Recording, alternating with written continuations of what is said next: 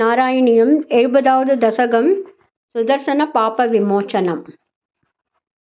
इति त्वयि रसाकुलं रमितवल्लभे वल्लवाः कदापि पुरमम्बिका कमितुरम्बिका कानने समेद्य भवता समं निशिनिषेव्य दिव्योत्सवं सुखं सुषुपुरग्रसीत् व्रजपमुग्रनागस्तदा समुन्मुखमदोन्मुखैरभिहतेऽपि तस्मिन् बला तमुञ्चति भवत्पदे न्यपदि पाहि पाहीदितैः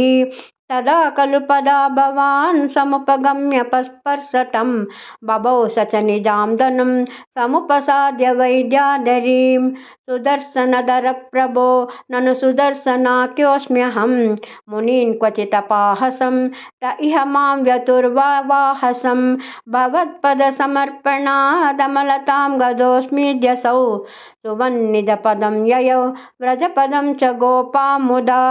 कदापि खलु सीरिणा विहरति त्वयि स्त्रीजनैर्जहारधनदानुक सकिलसङ्गचूडो बलाः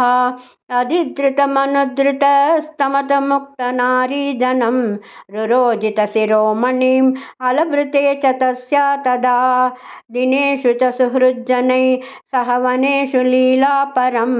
मनोभवमनोहरं रसितवेणुनादामृतं भवन्तममरीदृशाम् अमृतपारणादायिनं विचिन्त्य किमुनालपन् विरहता पिता गोपिका भोजराजभृतकस्पत कश्चित् कष्टदुष्टपददृष्टिररिष्टः निष्ठुराकृतिरपष्टुनिनाद शिष्टते स्म भवते वृषरूपी साक्वरोत जगदीधृतिहारी मूर्तिमेष बृहतीं प्रददानः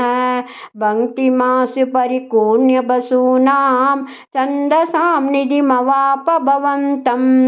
तुङ्गशृङ्गमुखमास्वभियन्तं संगृह्यरपसादभियन्तं भद्ररूपमपि दैद्यमभद्रं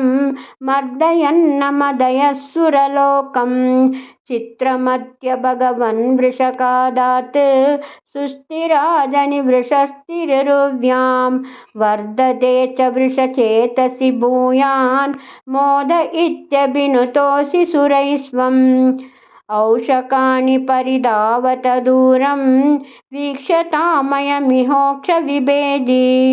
इत्थमातः हसितैः सह गोपैर्गेहगस्वमववादपुरे स गुरुवायूरप्पा चरणं सर्वत्र गोविन्दनाम संकीर्तनं गोविन्द गोविन्द।